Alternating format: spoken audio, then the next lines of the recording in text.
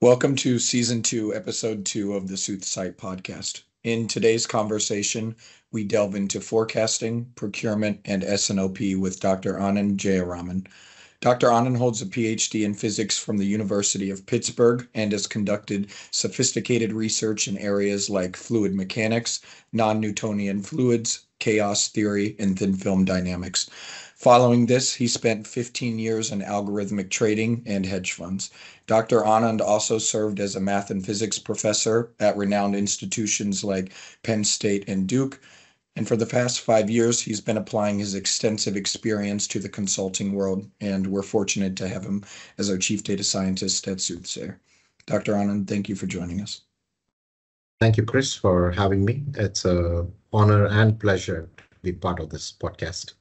Thank you. So first, I was always wondering, we've known each other for years, but how did this transition from physics come about, and how did your diverse experiences inform and influence your approach to algorithmic trading and then ultimately high-end AI consulting, particularly in areas like forecasting and predictive analytics? I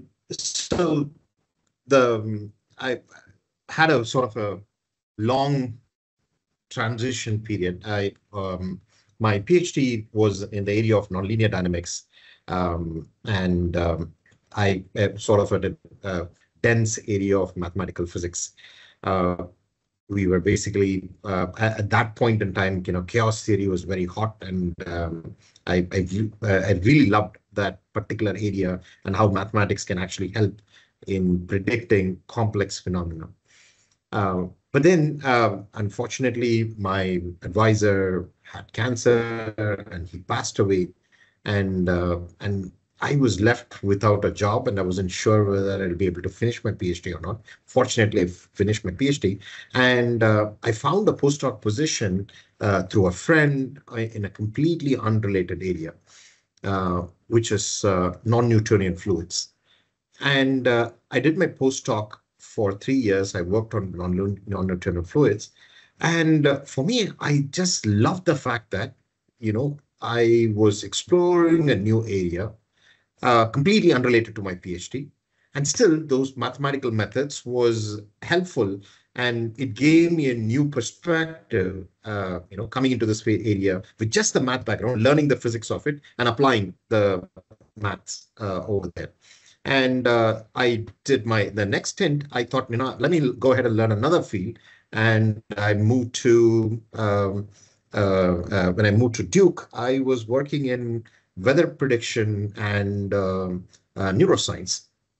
And the fact that, one could jump a new area, but because you had a reasonably good mathematical background, you can quickly pick up that new area and do useful stuff was wonderful. So what I realized was like I am moving areas every 2-3 years. And I thought at that point, perhaps next transition, I should try actually working in a real world industrial problem, a real world problem, right? And actually, instead of in academia, look at, join a real company and see if these same mathematical methods would help me there. And that's when I found this opportunity in a hedge fund where they were looking for a person with either a math PhD or physics PhD who's had experience working in a variety of fields and also has experience in articulating difficult concepts to non-science people, right? The job description almost seemed like, the only thing it was missing was the name Anand Jayaraman. Other than that, it sort of perfectly fit my bill. So I applied for the job and I got in, and actually it was wonderful because they were looking for someone who had absolutely no finance background. And I didn't know it at that time. I thought, the interview was terrible that I had at my hedge fund. My eventual manager started asking me questions about, tell me about Markowitz portfolio allocation method. Tell me how you compute a bond's duration and so on. none of those words meant anything. I mean, the only Bond I know was James Bond, right? And I knew he wasn't talking about James Bond when he was asking about bond duration. And I thought I bombed the interview, but I actually got the job. So it turned out they were actually looking for someone who had no knowledge at all about finance, who would come in with a fresh perspective, look at it, how things are done traditionally, and see if he can suggest improvements. Because I have no notion of, this is a wrong way or this is a right way, right? So they were hoping that someone would come in and start using mathematics to forecast markets. I didn't know at that point that it's impossible to forecast markets using mathematics. There's plenty of papers written which says that it's just an impossible task, or almost impossible task. But then that's exactly what they wanted me to do. So they wanted someone without that bias of, that this is an impossible task, right? So I came in, I tried for a bunch of things. And that's when, interestingly, he was using neural networks to make predictions of markets, realized that it's a very hard thing to do. And I thought I failed miserably at what was asked of me. But later on realized that my boss knew that this would happen, but he just wanted to see how far I can push the envelope and see if there are any interesting things that can come out of that research, right? And finally, something interesting did come out. One of the trading systems that we developed, that we employed, came out of that particular work. So even though we weren't able to exactly forecast markets or market direction, we were able to do something interesting, which eventually helps the predictive accuracy of a trading system. So long story short, the way the transition happened was sort of, every 2-3 years, I was moving fields. And I just ended up in this field of finance. And I just loved what I was doing because it was one challenging problem after another. And so I decided I'm going to stay there. And I stayed in that hedge fund for close to a decade before moving to India and doing what I do now. Very nice. So I know you've forecasted various things in your career. You alluded to some of them, but stock market trends, revenue, profits, demand, prices. How do the challenges and approaches differ when you're forecasting in different verticals? What are the core principles involved, and why is it so important in today's business environment? Excellent question, Chris. So generally speaking, forecasting assumes that you are trying to forecast something that is indeed forecastable. And that's one of those things with something as dynamic as the financial markets. There's strong academic work which talks about, there's a huge component of that the stock markets are extremely efficient. And it is very hard to forecast. Essentially, the signal to noise ratio is extremely high. So forecasting that is a huge challenge, right? On the other hand, when one is forecasting something where there is underlying physics that's driving the behavior, over there, that there are a set of equations that is governing this behavior. And so hence it must be forecastable. And in that case, that it is possible, theoretically, to achieve high level of accuracy. It's just a question of trying to figure out the right set of predictors to be able to forecast and the right set of model one should use to forecast. Because that you're working with something that's fundamentally forecastable. But there are several business problems where you are forecasting something that's neither fully deterministic, like say through laws of physics. For example, if you're trying to forecast occurrences of eclipse or occurrences of solar storms or something, those are phenomena that's driven by physics. On the other hand, I said stock market forecasting is hard. It's almost completely random noise. But let's say you're trying to forecast customer behavior.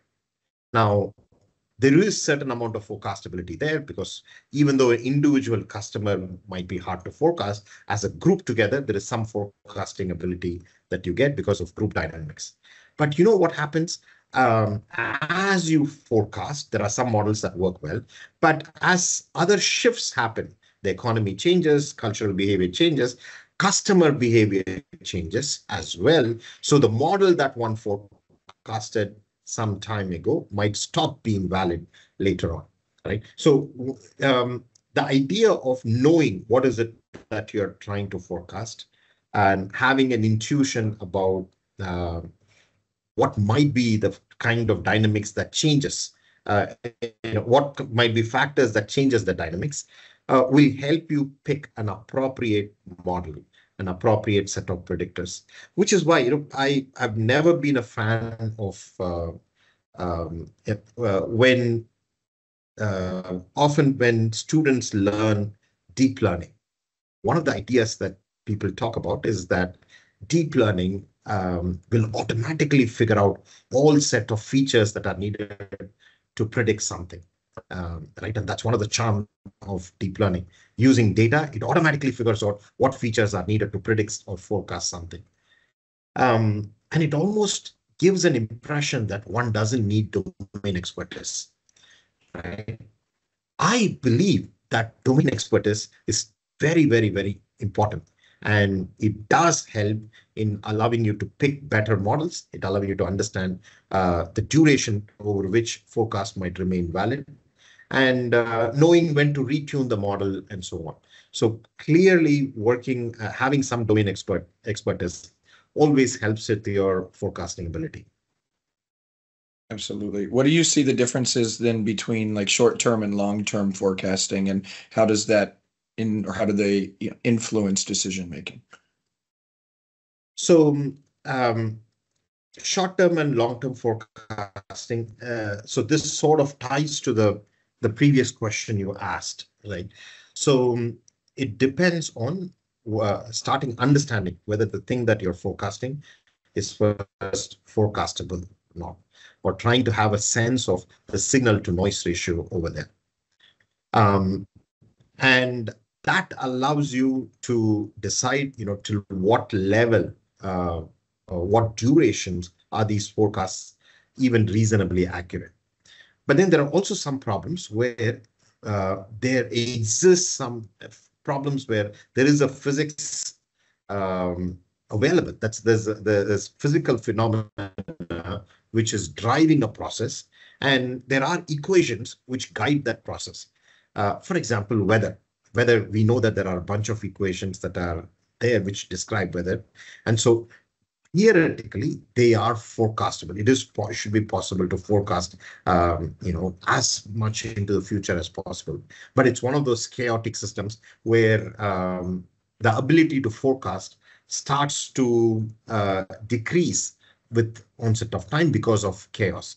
So understanding the domain is an important thing, where that will allow you to gauge to what level are my forecasts likely to be accurate. And the way we handle in machine learning is that you retune the model. So this is exactly why machine learning models and creating ML models is different than just programming, right?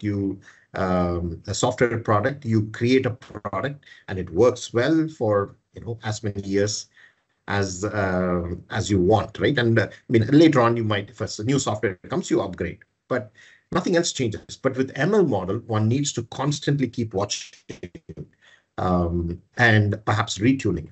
And this retuning is needed because the models might diverge from reality due to a variety of these reasons. And so having a good understanding of the domain allows you to know what is the duration of length of your forecast, and that's what drives the short-term forecast versus long-term forecast.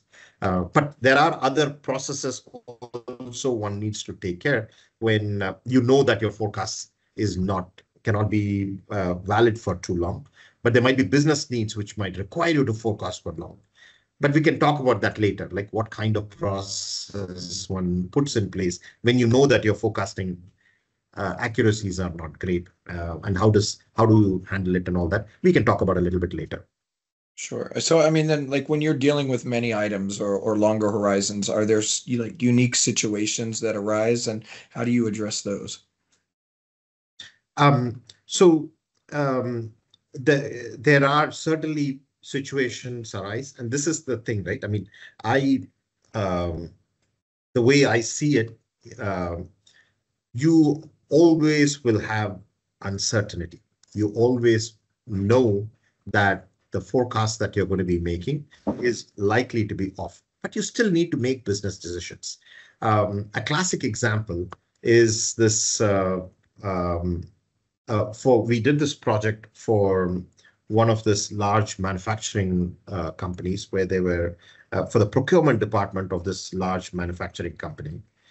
They needed to wanted us to forecast price of the raw material that they that they needed for the manufacturing process. And the reason why they needed the price forecast was so that they can decide the times at which they can order, right? If the price was going to be high for the next 3 months, they wanted to order it today. If the price was going to drop, after that, then they're going to order only for 3 months and then wait for the price drop to happen and then order then, right?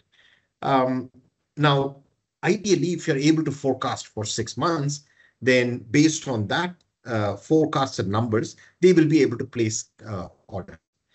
So we did this. We did give them a forecast, but we also pointed this to them that the accuracy of the forecast starts dropping beyond the first 3 months.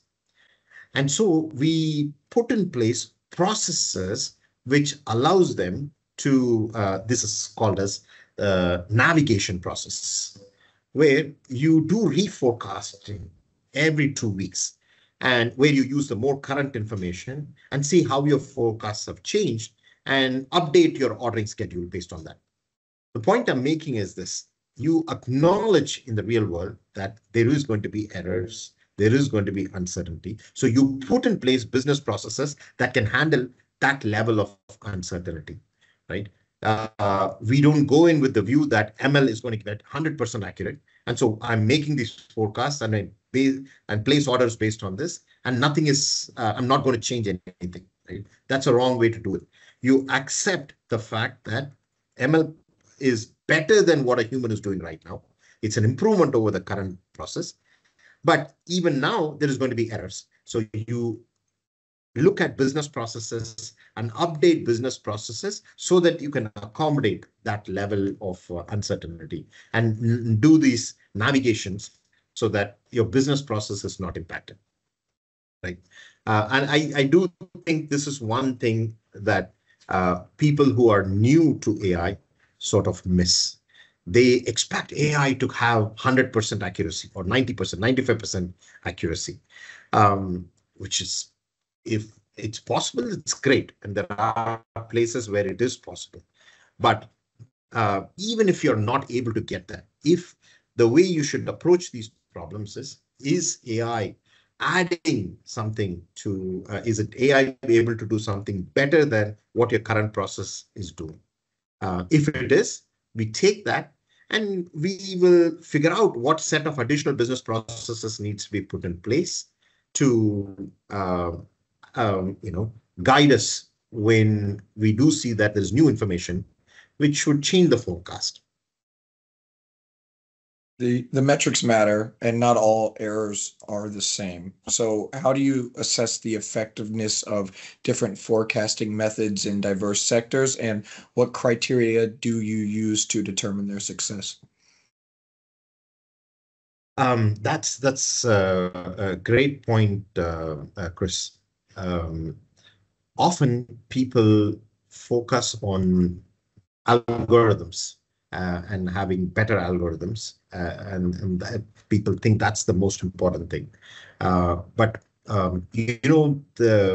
many of people sort of ignore the impact of metrics, how we tune algorithms and how we measure performance of algorithms. Let me give you an example. So we did this project for a company which was providing an AI-based solution for retail companies.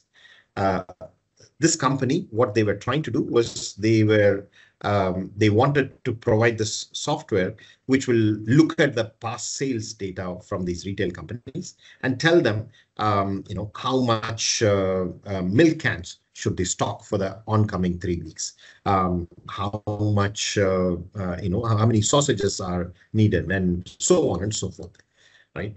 And they wanted to use AI to make this forecasting. And we had done this consulting project where we were we were doing this forecasting in the back end.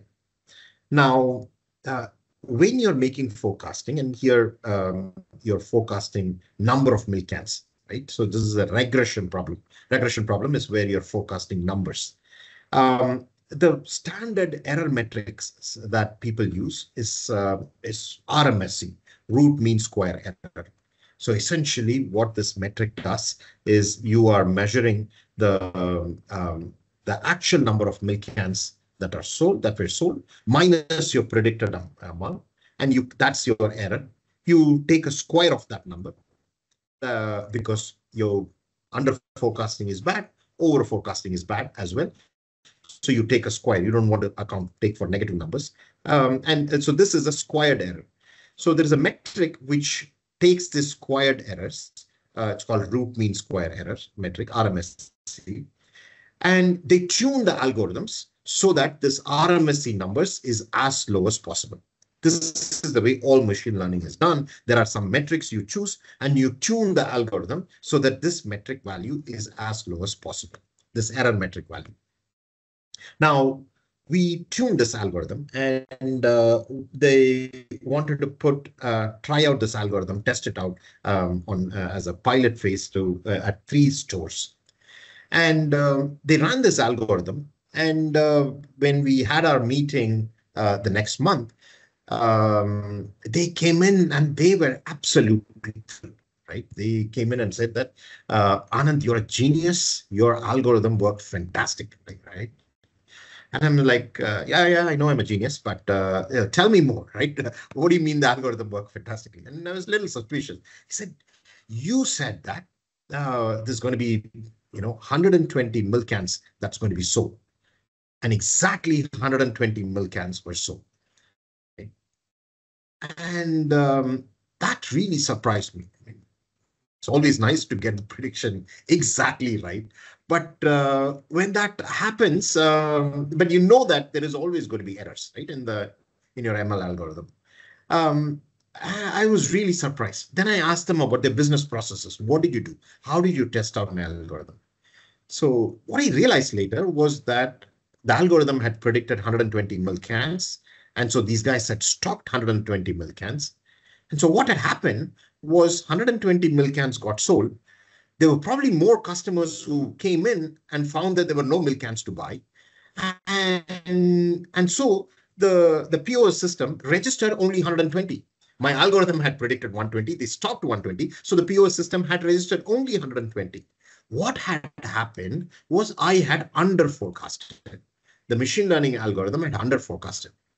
Now, this is an insidious error because it doesn't show up on the traditional error metric that you have, right?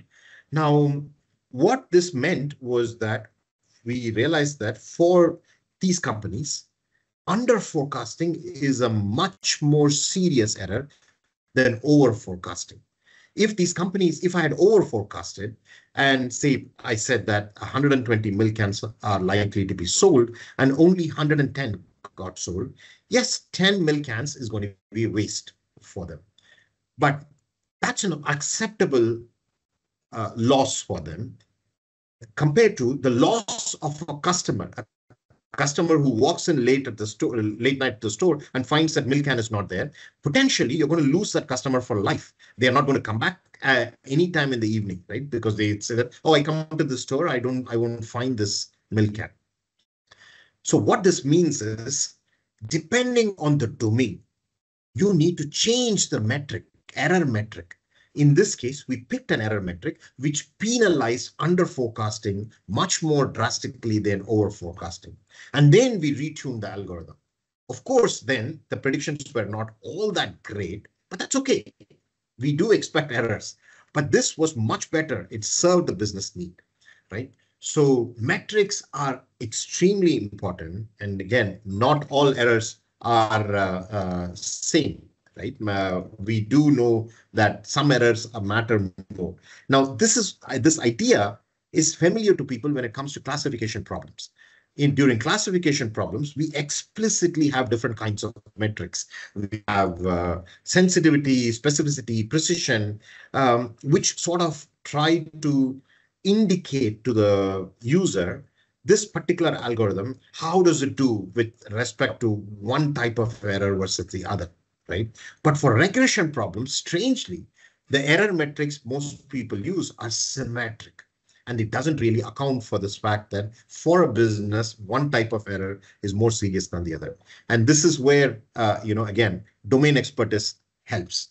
Knowing what kind of factors are important for them, for the domain, you will be able to choose different metrics and based on an appropriate metric, make better predictions. And at the risk of being redundant here, I'll note that, forecasting is just one part of the process, right? So how are predictions or forecasts used differently in various contexts? So you've given examples of retail and petrochemicals, but take it from anywhere. How do these applications ensure that forecasts generate real business value? In this again, right? I mean, this is the businesses. The way they use forecasts needs to be the way forecasting works.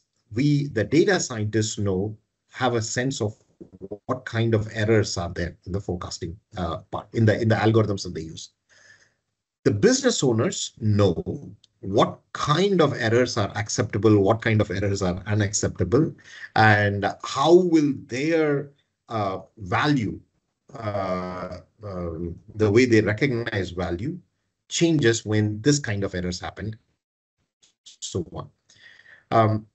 The best way when the best outcomes come when the data science folks and the business folks work together in clearly defining the problem, articulating each person articulating the strength and weaknesses of their knowledge areas, right? And work together and create a solution on the whole, as a whole, right? Now, the way, for example, in the retail business, the way you would do this is that we would, for example, you are generating one particular forecast. The number that I threw before was 120 milliCADs. They call it as a point forecast. You look at the error bars around that, and depending on how much revenue the business is okay, how much loss of revenue from milliCADs, right? Those spoiled milliCADs that the business can accommodate, right? You would attach that error bar on the top of point forecast and stock that many products, right? And so you account for the level of uncertainty, and that's the best way to draw, value from the forecast. In the financial markets, again, same kind of forecasts are going to be made, and there are going to be errors. And the way you account for that is by keeping a strict control of the overall risk of your portfolio. And there are metrics through traditional metrics that people use to measure the overall risk of the portfolio. And you sort of tie that to your forecasting inaccuracies or expected errors in those forecasts. You tie that and make sure that you still are under the appropriate risk thresholds that has been specified. So again, I sort of re-emphasize that domain knowledge helps. It's not just you have one deep learning algorithm and suddenly you're able to predict everything. That doesn't happen. So working together with the domain expert is someone with working together with the domain experts definitely helps in drawing best value for the business. And ensuring adoption for sure. Can you talk about you've alluded to some of these, but can you talk about the common techniques used in predictive analytics and forecasting, and in what scenarios that they're most effective? I'd really like to understand how you decide which models and algorithms to utilize, and is there a fundamental characteristic of the time series you can measure ahead of time to predict which method is going to be the best? Yeah, that's a million-dollar question as to which method works best in what kind of situation. I can talk about how we go about approaching any of these problems. So there are a variety of different methods that are out there for forecasting. One set of methods are called as time series methods. What time series methods do is it looks at the past patterns in the data and try to forecast the data into the future. It's like you are, I'm giving you a set of numbers.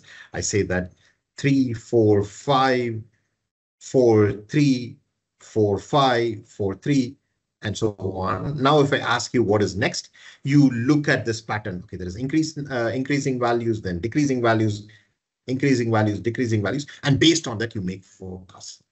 You know nothing at all about what is the process that's driving these ups and downs. You're just looking at the patterns and you're making forecasts. So time series methods are those methods which just look at these patterns and make forecasts.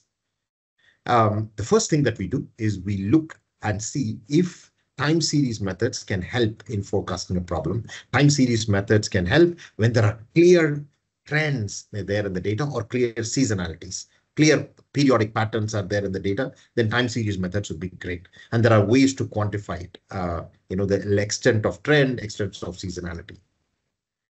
But sometimes there are no clear patterns because there are some additional processes which suddenly increase some values and suddenly drop some values, right? If you look at the retail sales, generally there is nice seasonality. During the middle of the week, the sales are not high. Weekends, the sales go up. And around Christmas or around Thanksgiving, sales go up. Or July 4th, sales go up, right? So there is clear seasonality. But once in a while, what happens is suddenly in the middle, you see sales going up. And if you just try to explain it based on trend and seasonality, you won't be able to explain it. You talk to the business owner and you ask, okay, what happened during that time? Oh, there was a sale.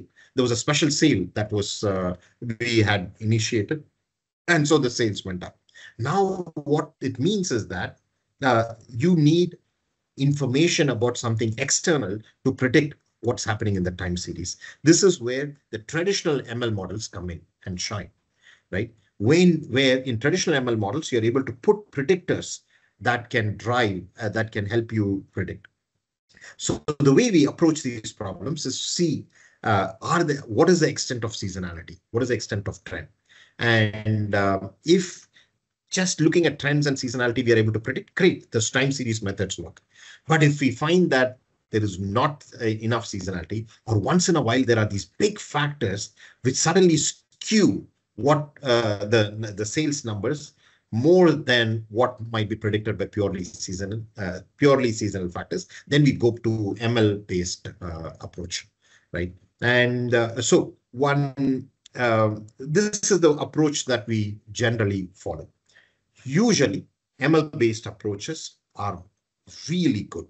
You get great accuracies with ML-based approach, machine learning algorithms, compared to time series. But they also require a lot more predictor data, right? When I have a time series with patterns, I don't need to explain why those patterns came about. I'm just saying that there are patterns, I can make predictions. So I don't need information about predictor data. But and it works well when there is strong patterns. But when there is not, then I need to go with the ML-based approach, and I need to get clean data of all of those predictors. So in that sense, it's a little bit more challenging, but there are better benefits, right? You do get the greater accuracies when you use this ML-based approach. The challenge comes when you don't know how some of these features you have a vague notion of these features are likely to impact the sale, but you don't know in exactly what way is it going to impact.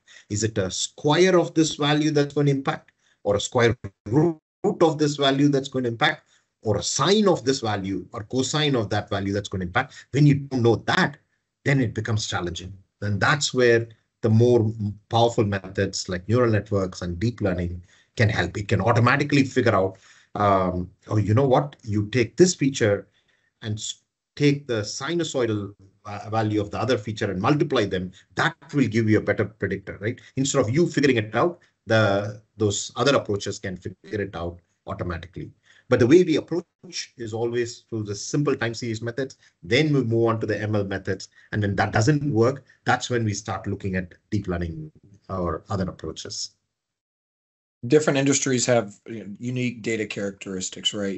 There's sensor data in manufacturing that updates every millisecond versus maybe monthly economic indicators that may have some influence in, let's say, like a retail type setting. They also, I think, require different skill sets. So can you elaborate on some of these differences, how they impact your approach, how you've managed these kind of things in real life scenarios? Yeah. So fortunately, so again, I'll go back to domain understanding. I keep repeating myself again and again. Having a good domain understanding is a first step in solving many of these problems. With domain understanding, one will be able to separate out timescales and factors which impact at different timescales. As you mentioned, economic indicators, those impact things on a longer timescale. Let's talk about the financial markets, right? If you're trying to understand the stock price movement that are there, the economic indicator is going to have an impact on the whether the markets are going to go up or go down. But those are longer term factors. On the other hand, tweets about some particular, there's going to be the new iPhone design has been leaked, and that's going to impact the stock price immediately when the price, when that tweet comes out, and the price is going to immediately reflect the fact that, suddenly people are seeing this and they're buying or selling, right? Knowing the impact and the time impact of each of these predictors allow you to use each of these predictors appropriately. Depending on the domain needs, you again think about what is the time duration for which is relevant for the business at this point. And you appropriately are able to choose which set of predictors are useful for that particular business use, right? So domain understanding will help you separate out factors which will impact at a short-term time scale versus a long time scale. And it's very, very rare that you are not able to tell which set of predictors are likely to be relevant, right? Domain understanding always will help you clarify that. But then once in a while, when you do encounter situations where there is some predictor that's available at the intermediate time scale, then there are machine learning techniques which will help you figure out what is the level of importance of this predictor versus that. But usually domain understanding saves the day, and it helps you figure out what set of predictors are useful. I just wanted to, because earlier you talked about the hedge fund wanting to bring you in because you were, let's say, make a neophyte in that domain, and that actually was of value because you didn't have preconceived notions of the impossibility. And so then if you're going into an environment, and we're in consulting, right? It's not always the case that we're an expert in a specific domain. So how do you work with client teams to get that domain understanding and fill that knowledge gap?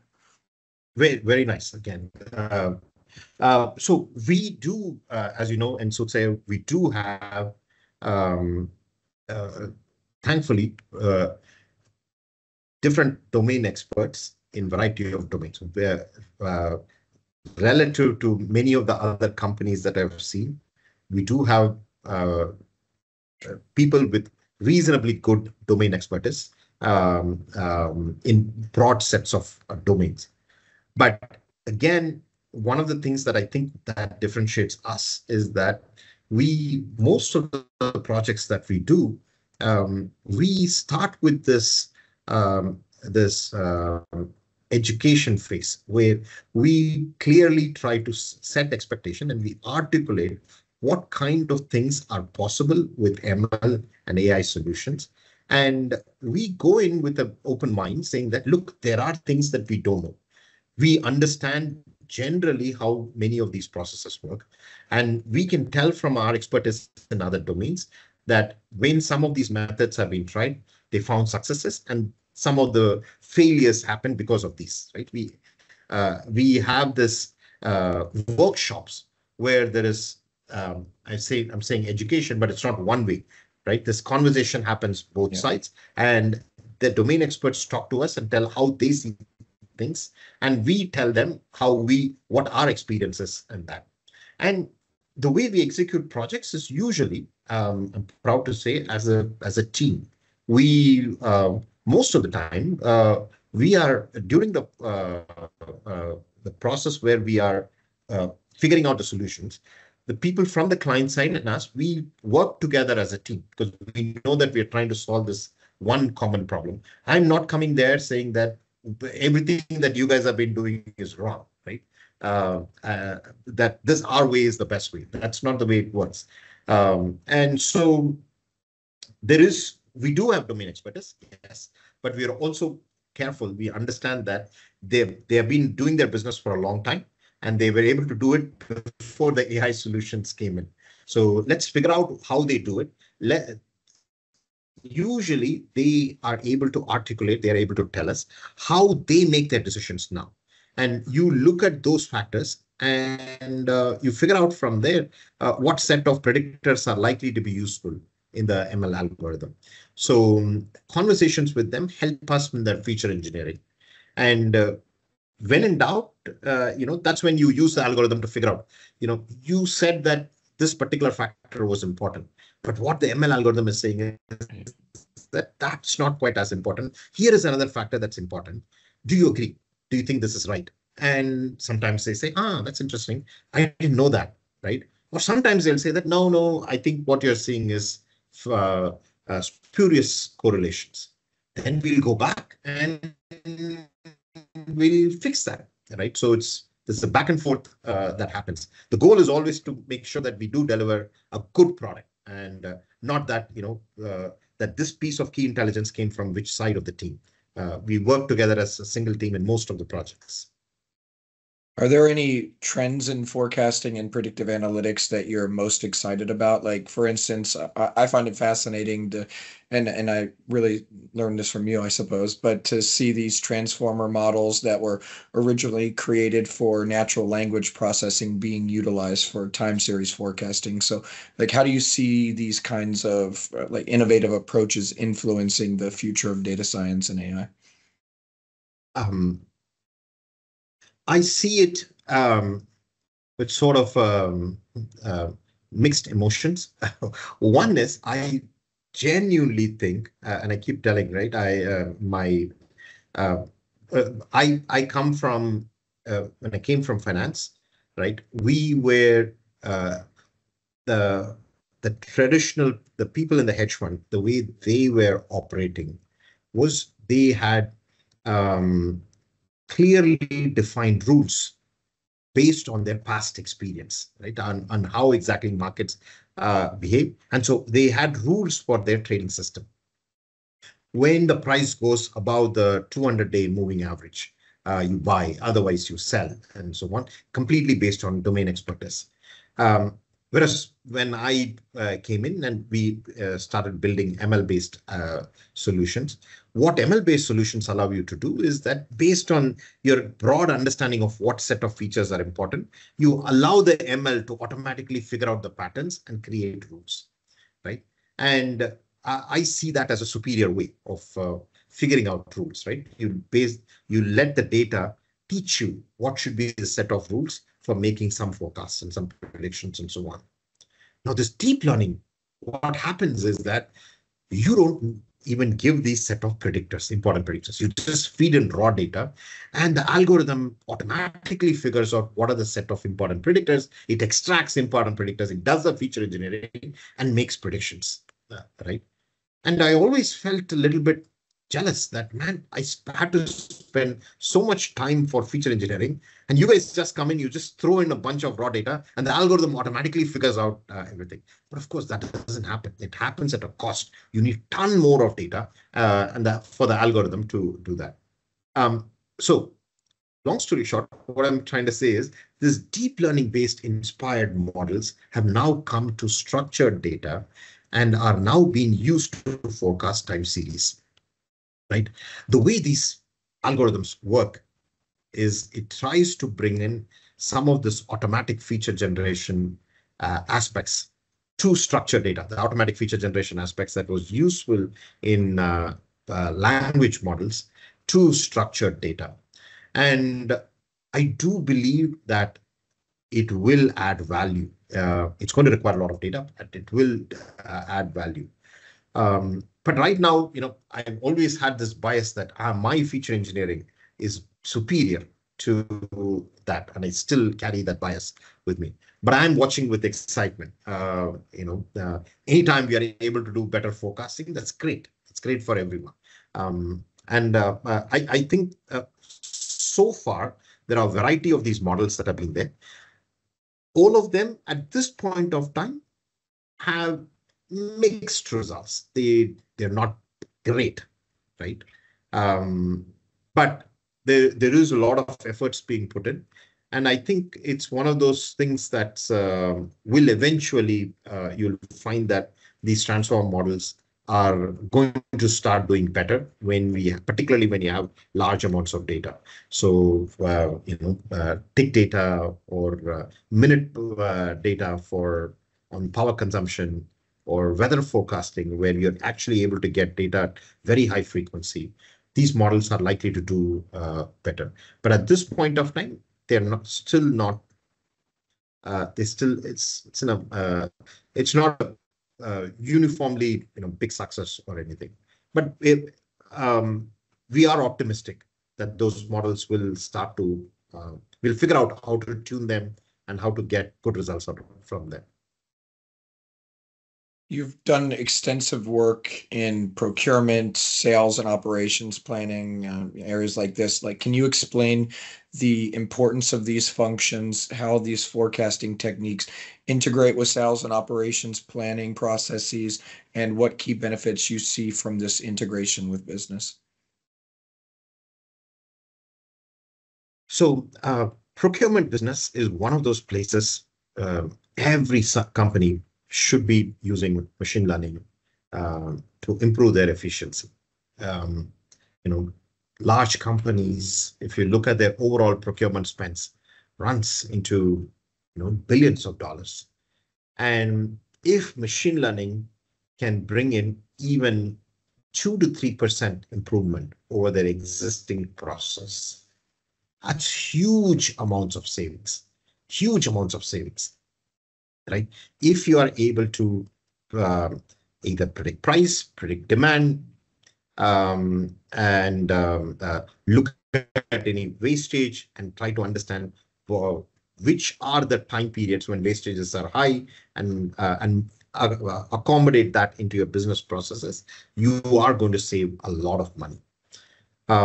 We have had extensive, good amount of experience in doing these projects for procurement. And it's important to know that AI, while it plays an important role, their business processes also needs to change in order to accommodate the new things that better forecasting ability that's coming in. And business processes adds value rather than just AI. So definitely working with people who have already done these kinds of projects for procurement would help, right? It's not just knowing what kind of algorithm to use. Someone who's understands business processes and procurement functions would always be able to add a lot more value to the company. Again, sort of making a soft pitch for Soothsayer. But this is exactly what we have done at multiple places where we have actually delivered value by incorporating better algorithms and also recommending appropriate business process changes. Now, some of those places you will find, and again, one of those companies where we worked, where we did this procurement project, there was strong resistance in using the AI algorithm. And that was sort of interesting. That was one of the earliest projects that I had worked on. We built a fantastic algorithm which looked at prices. It looked at availability of transportation systems. This was for a large Indian aluminum manufacturer.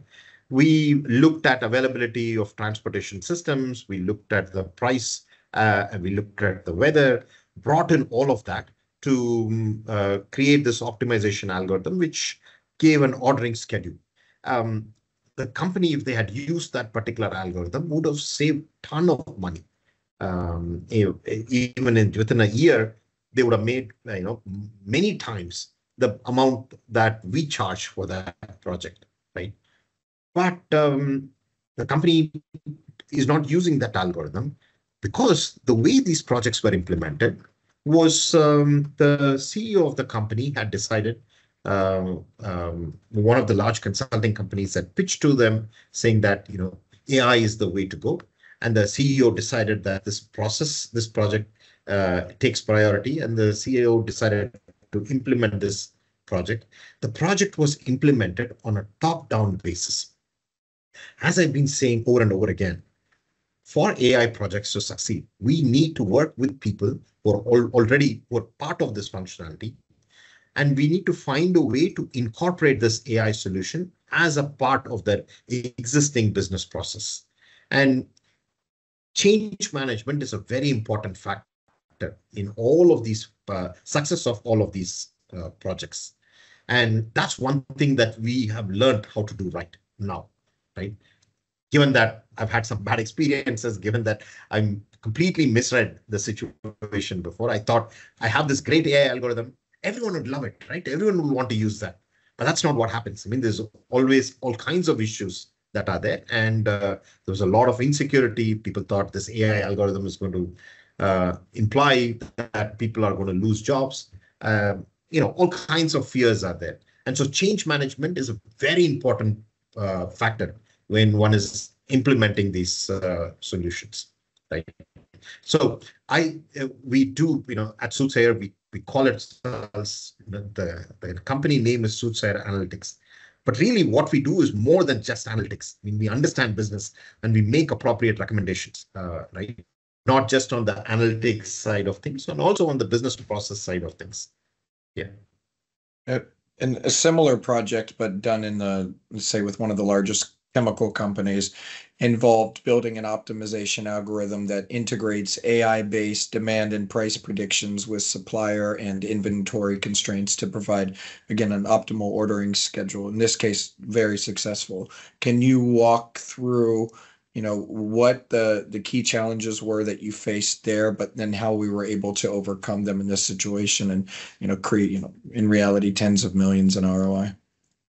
Yeah. So in that particular project, the things were done the right way. Actually, in that particular project, we started with a training program for the company where we ran a set of demystifying AI sessions, which helped people to understand what AI can do, what AI cannot do, and also talk about, introducing an AI solution does not mean that there's going to be large-scale job losses and so on. And we also talked about how their role in success of this AI solution was an important role. They are the domain experts. They need to tell us what set of factors they look at. And the AI algorithm is going to take a portion of their responsibility.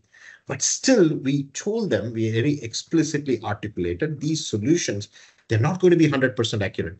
So their domain knowledge is still going to be important in understanding and knowing when to sort of guide the AI, saying that right now the errors are too high because of some, the AI solution does not know that there is new political tensions that's happening. So the price of oil might be affected by it a bit later, right?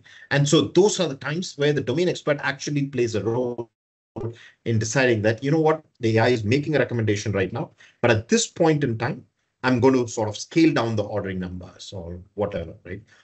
The solution that we gave essentially makes recommendations, but it still takes in the business user's input. And I think that allowed people to feel more comfortable. This is making a recommendation, but I'm still important and my role is still important. And then I'll be able to make these modifications and sort of guide the AI solution on the way. Those are, I think, as important factors in having a successful implementation of AI solution, like the algorithms and which set of features we use, right? Change management is important. But the way we implemented the solution, I'm really proud of that. We worked with people.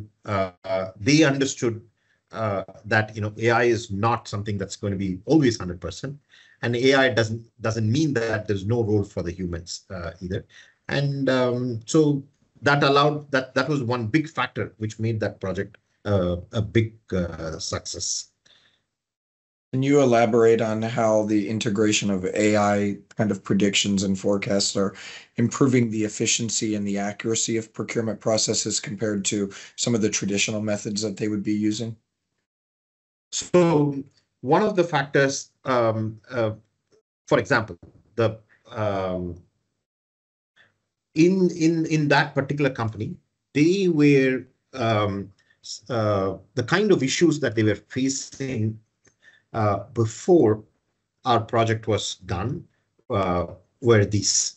This was a company, a large petrochemical company, where they have over 150 different plants and variety of different affiliates. There are different ownership structure for each of these affiliates.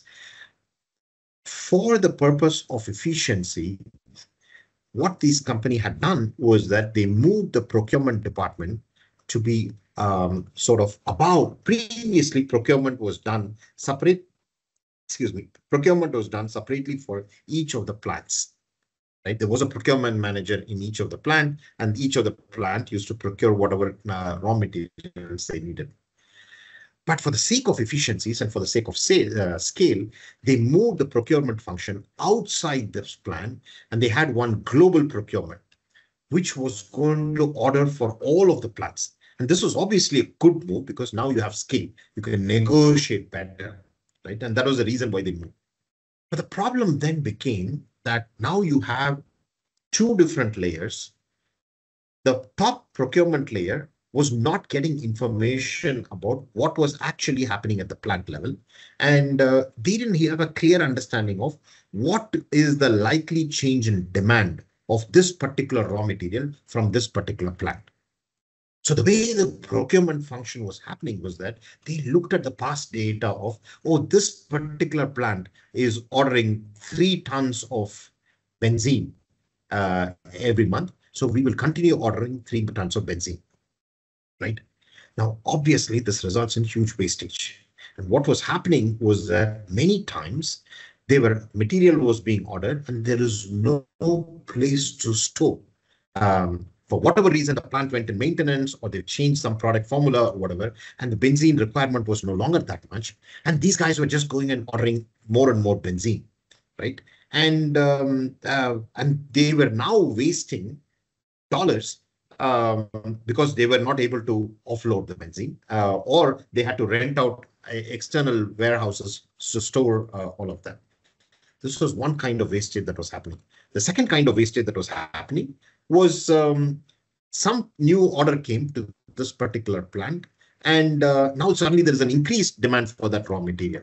Whereas these guys are ordering 3 tons every month, but now this plant suddenly needs increased amount of raw material. And so what happens is at the last minute, these guys communicate and say, I need it and I need it next week. Now you're making an emergency order, you're spending a lot more, right? So the main goal of this project was to figure out, use an AI-based solution to forecast the demands and also forecast the price. So this was actually the exact statement from the RFP that they sent. We need an AI-based solution to forecast the demand of raw materials and forecast the price of raw materials. But what we ended up doing was we ended up providing something more. We said that, okay, yes, I will use the AI-based methods to get the demand and the price, but we'll also, in addition, combine these two, run an optimization algorithm, which will give you an ordering schedule. Now, for you to be able to use this ordering schedule, you need to provide a little bit more additional information to the AI solution.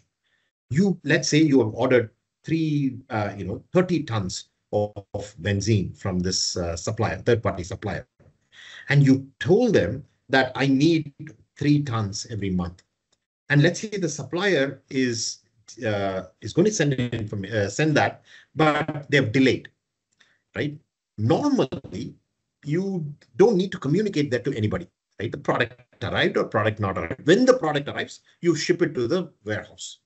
But now you need to change your process. When you get that information that the product is going to be delayed, you need to update this into the system. The AI-based solution will look at it and say that, oh, there's likely to be shortfall in this month or next month. Now place a new order to this thing, right? For benzene from this other supplier who might be temporarily more expensive, but it'll make sure that your production doesn't stop.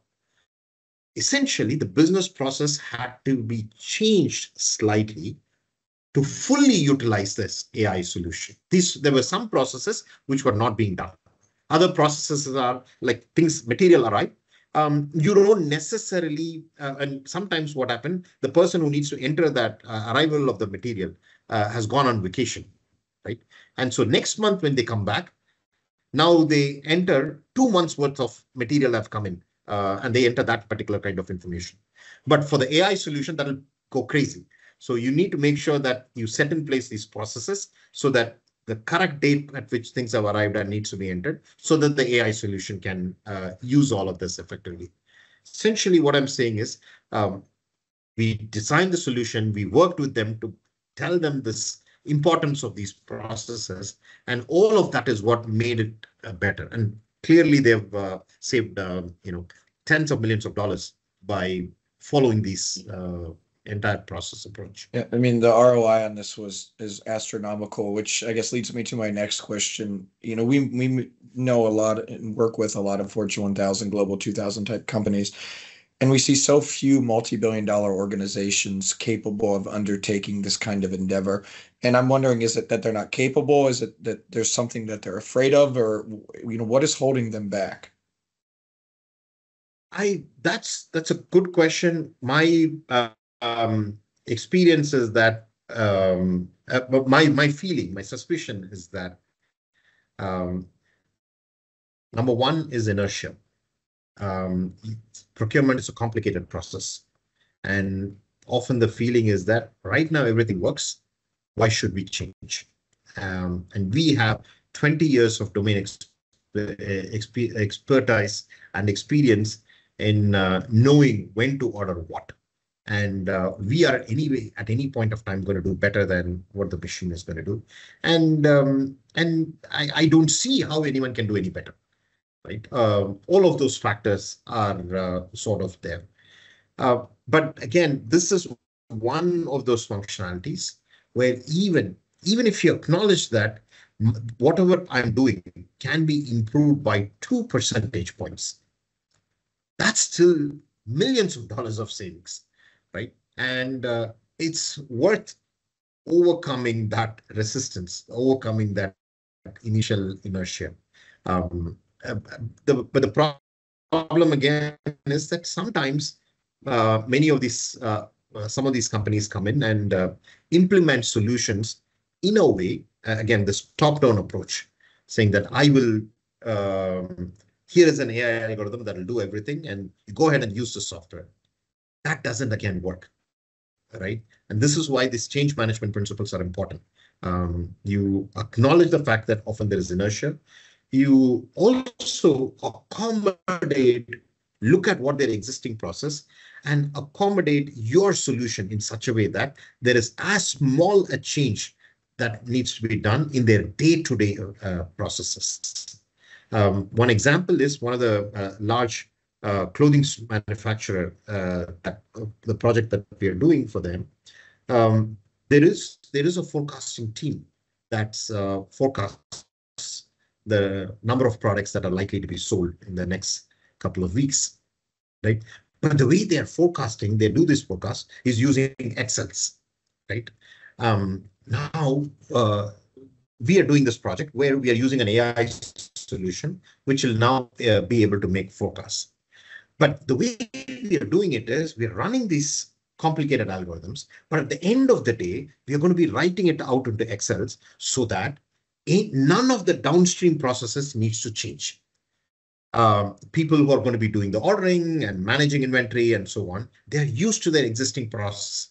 We are now just introducing the solution and making sure that none of the remaining processes, those people need not learn new tools. They can continue operating on the old tools. It's just that now they have better forecasts, right? These are part of these change management principles. Make sure that the amount of change that they have to do on a day-to-day basis is minimal, that they can continue their existing processes. But we will, and when there are change processes, when there is change that is indeed needed, you explain to them, you articulate them, you get their buy-in, then they're more willing to change, right? Rather than this top-down approach, saying that start using this new software. That doesn't work. I suspect, right, it's the reason why there is inertia is that they are worried about those kinds of things. Somebody's going to come and give me a new software and ask them to use that. And anyway, the improvement is not going to be much. And that those kinds of thoughts are probably the reason why many companies are reluctant to embark on these kinds of projects. You developed, let's say, multiple solutions that provide like AI-driven guidance to buyers throughout the procure to pay process. So are there any sort of like insights or actions that buyers can gain from such solutions, and how do, let's say, like supplier ranking and segmentation models contribute to more strategic decision making? So supplier ranking models are great. One of the reasons, and this was one of the things that we missed out on the very first project that I had implemented, the one that I said the company is not using that, right? This original problem definition that was given to us had completely missed was this. The procurement department had access to over 800, 900 different suppliers from whom they could order their raw material, right? And the algorithm that we built was, looked at the prices of each one of them and made appropriate forecasts on what might likely to be the prices they're likely to offer 3 months from now. And based on that, it had come up with an ordering schedule, right? Now, when these guys, when we presented the solution to the users, the people who are actually going to be ordering, they said, you are asking me to buy something from a supplier who's, 1,500 kilometers away. I know nothing about that person.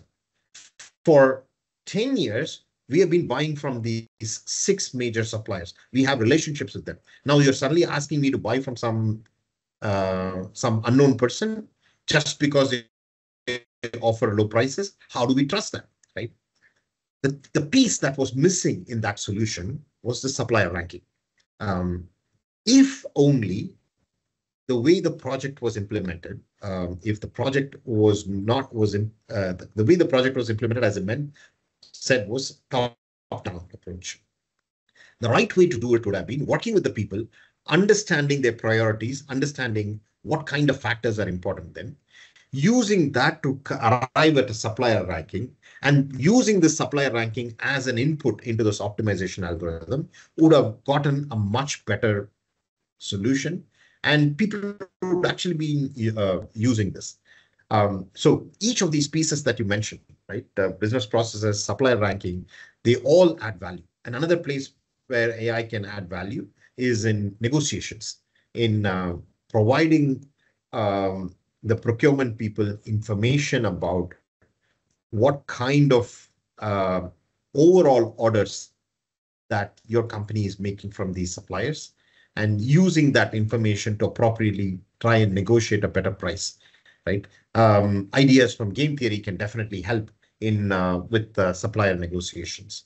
So when people talk about digitalization, right, it's not just machine learning. There are a variety of these processes that can come in and can definitely help in a company gaining maximum efficiency and deriving maximum value out of these different methods.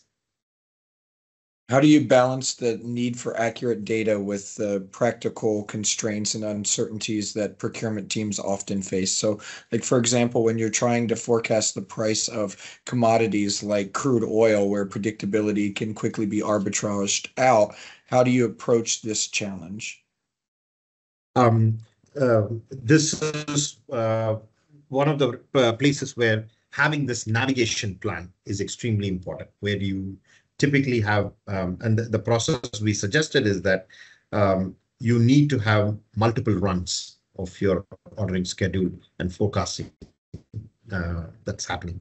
When you do it at the beginning of the planning year, we call that as a budget run. You run this algorithm once, and you figure out a temporary ordering schedule. But then in addition to that, you do this every 2 weeks. And we call this as a navigation run. You look at the new information that's available and appropriately adjust this ordering schedule, right? That's something that we do. For the procurement users to actually make use of your forecasted information, you, in addition to point forecast, you also give them the uncertainty numbers. And this allows them to take your forecast and use their domain knowledge, their subjective knowledge to appropriately adjust the recommendations that was given by the algorithm, and perhaps account for other factors which the algorithm is not directly making use of. For example, we for this petrochemical company, when we were making forecasts, we were using prices of other commodities, but we were not using data from news sources. So the tensions between Ukraine and Russia, that's information that's coming from news sources that wasn't being used in the algorithm. Is it possible to use that? Yes. But every project has some scope, and there are some constraints we work under. And we say that, okay, these are the predictors we are going to use to make these forecasts. But we do acknowledge that there are other factors that might be there, which is why we allow the people to also make adjustments based on these other factors, right? So having this flexible plan definitely helps in success of these projects. Right, it's not just AI; it's having this entire business process. Exactly. Okay. So, and there's many large manufacturers struggle. Another area that I see as a big challenge is like duplicate inventory.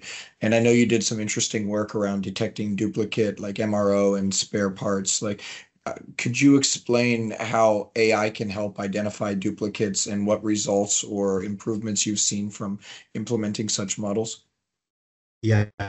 So for all manufacturing companies that we have talked to, they all recognize that the spare parts, the MRO segment that they have, is that process is highly inefficient.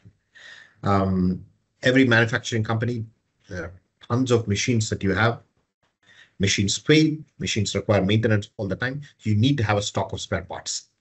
The number of spare parts that you have, that you need for any of these large plants that we're talking about, runs into millions, right? There are millions of spare parts. And the way these companies keep track of them is that every single spare part has a number, has a part number, right? When you have millions of part numbers, there are likely to be duplicates. There is a washer that you need that's 2 inches, and that would have a number. And now somebody else also orders a washer, exactly the same washer, perhaps from a different manufacturer, and because they didn't know that this person had already entered in the database, they would go ahead and order it, and they enter into the database again with a different part number. Now, once you have 2 different part numbers for the same item, what happens is the procurement department says that, oh, here is another part that I see, and I need to have enough stock for each one of these parts.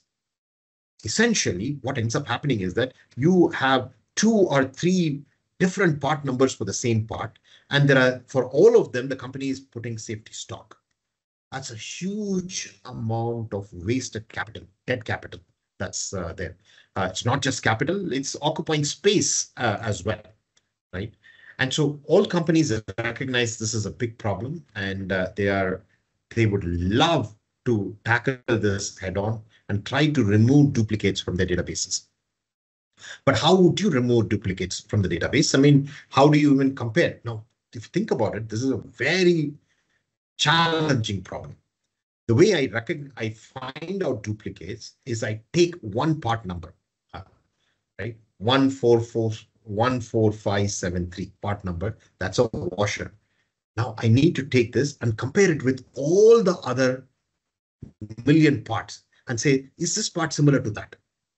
If I have to do this for each one of them, now you are doing the comparisons that you're doing is a million C2, which is, a massive number.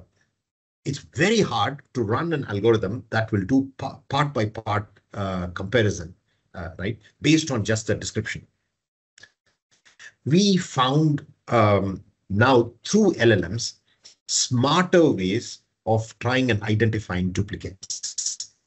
We look at the descriptions that are there, and even though the descriptions don't match exactly, we found smart heuristics for trying to figure out which of these descriptions likely indicate duplicates, and we are able to pop up the list of duplicates that are there. This again was one of those successful projects that we had delivered, right? And the company already did have a solution for that, but ours was much better. It was able to correctly recognize a lot of duplicates and remove a lot of false positives as well, right? So again, another project that I'm proud of the way we had executed that. Given the unique nature of spare parts and their critical role in maintaining equipment, I was also wondering if you use different methods to manage these inventories compared to like raw materials and feedstock. Do the same Absolutely. algorithms work effectively for both? So these have a different set of algorithms that you do look at. So the demand for these is not going to be continuous. The demand for that is going to be sporadic. And so the way the kind of algorithms that one used for this is different than that. And here is where the role of predictors become very important. The demand for these spare parts will not have the same kind of seasonality or trend that is there for the raw materials, right?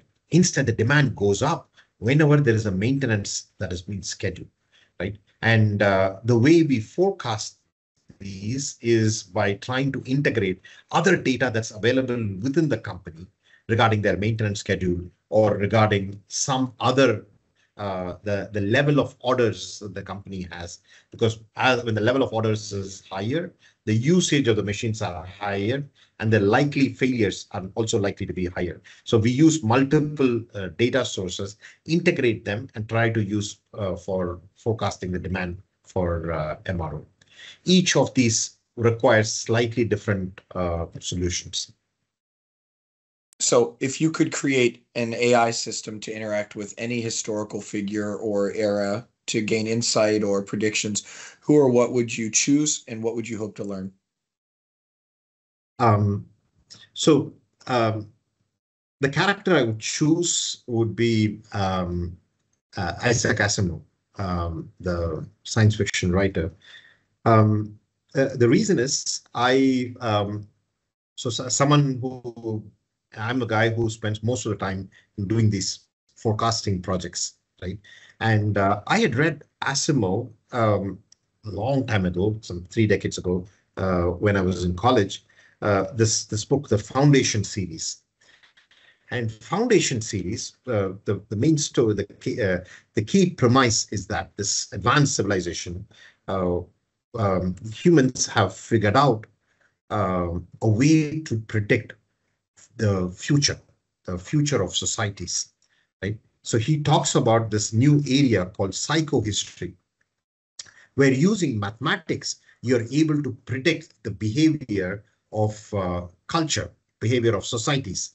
And so you are able to predict that there's likely to be this new superpower that's going to come, and 30 years after the emergence of superpower, there's likely to be a war with this other emerging superpower, and so on. Right? So essentially, Asimov area of mathematics where you're actually able to forecast cultures and behavior of groups of people, right? History is one of those things we never think of, we in our current day-to-day world, never think of as being forecastable, right? Or behavior of culture is not something that we think of as being forecastable. Now, there is another aspect that we thought was, so essentially history or culture, we think of that as different from mathematics or hard sciences. We think of these as liberal arts or soft sciences, right? Now, another area that we think of as soft science is language. As liberal arts is language, right? Most people think language as being separate from mathematics. Mathematics as hard, rigid rules, whereas language is flexible, fluid, and very different from math. But today, the way LLMs have solved the problem of language is through mathematics, right? What you found a way to represent every single word by a set of numbers. That particular innovation led to us being able to write articles, write coherent answers, and all of it through mathematics, right? I wonder if what Isaac Asimov would think of this, right? Perhaps the way psychohistory might be developed in the future might be where you find a way to find numerical representation of cultures or numerical representation of different actions in history, and forecasting algorithms can then perhaps forecast cultures, right? I don't know if Asimov thought about that aspect of it, but I would love to hear his views on what he thinks about LLMs and how he thinks this might relate to emergence of psychohistory. So yeah, that's always fascinating, that to be able to forecast something that we normally don't think is forecastable. Yeah, I think the next title of his book, if he was living today, would be The Quantum Conundrum: AI and the Fate of Humanity. Yes. Have you seen the Foundation series on Apple? They turned it into a TV show. No, I didn't know that. Okay. It's new. It's quite good. Check it out. Okay, I definitely will. Definitely will. Anyway, this is a pleasure. I know I kept you over a long time, but a lot of insight. I really appreciate your time, Dr. Anand. Thanks a lot, Chris. It was a pleasure.